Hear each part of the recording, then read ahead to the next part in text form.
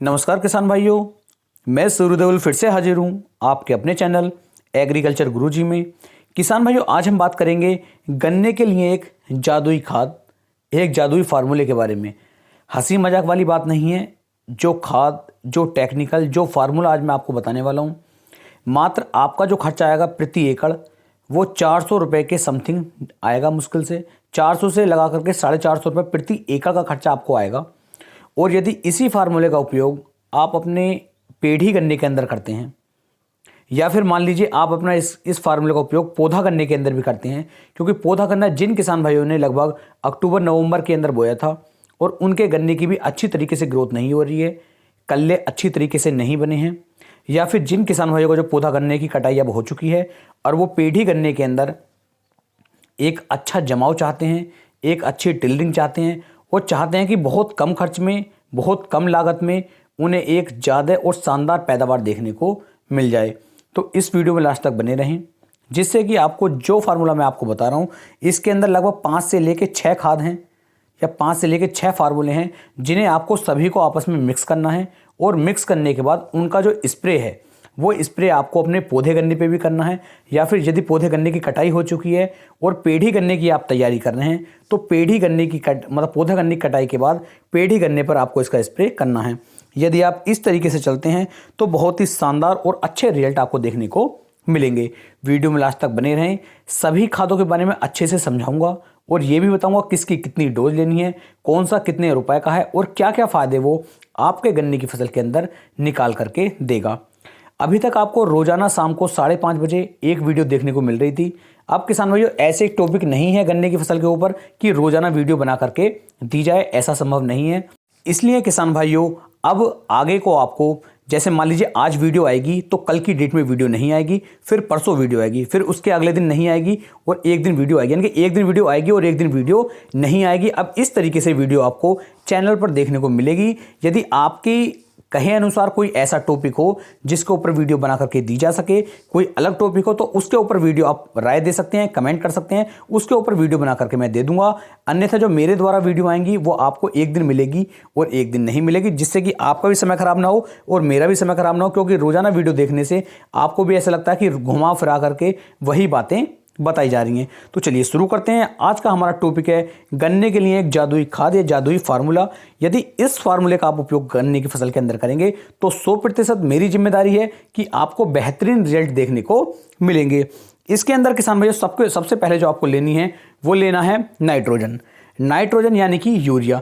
इसके यहाँ पर आपको फायदे ये मिलेंगे, ये तुरंत ही आपका पौधा गन्ना हो या फिर पेढ़ी गन्ना हो उसके अंदर गर्मी बनाना शुरू कर देगा, जिससे नीचे से टिल्लिंग अच्छी तरीके से चलेगी और कल्ले भी अच्छी तरीके से बन करके मिलेंगे। दूसरा, आपका जो पौधा होगा वो लगातार हरा भरा बन करके चलेगा।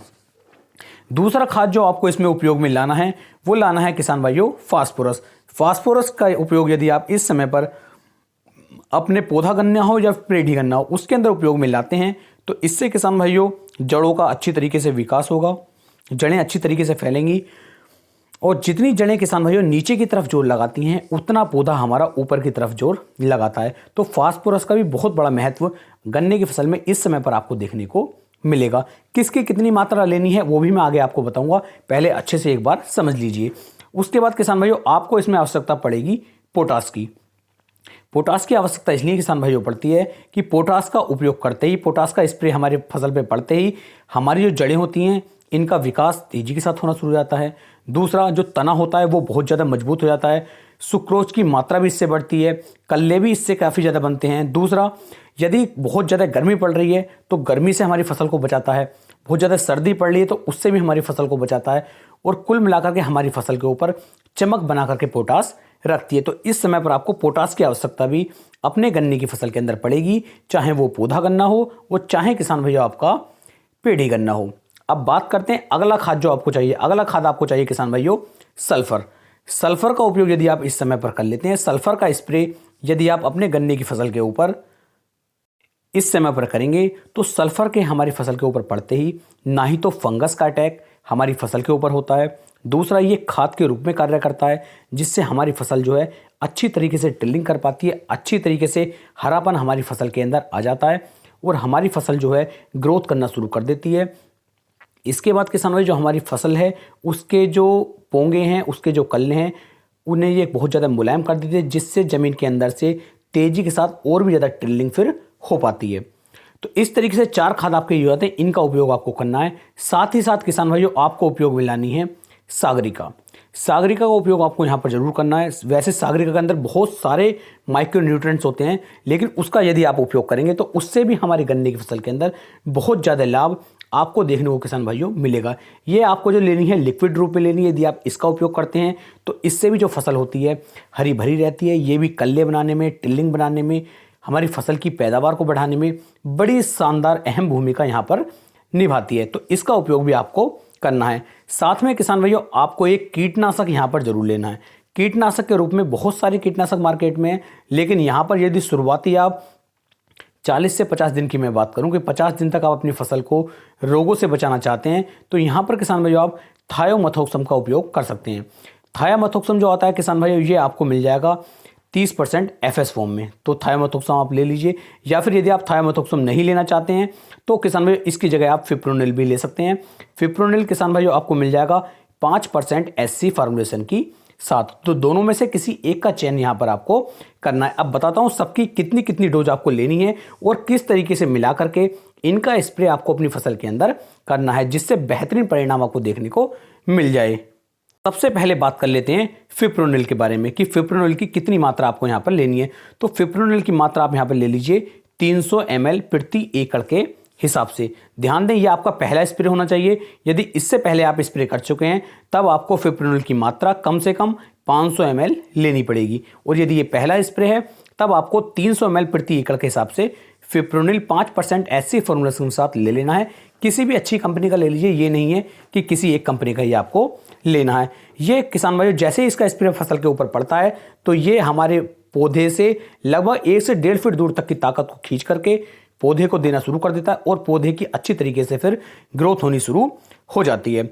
दूसरा जो बात करी जाती है सागरिका के बारे में, सागरिका की कितनी मात्रा लेनी है, तो सागरिका की मात्रा भी आपको यहाँ पर 300 ml प्रति एकड़ के हिसाब से ही लेनी है। इससे ऊपर मात्रा आपको इसकी भी नहीं लेनी है, और इन दोनों को इस तरीके से आपको तैयार करना है। अब हमारे बचते हैं नाइट्रोजन, फास्फोरस, पोटास और सल्फर।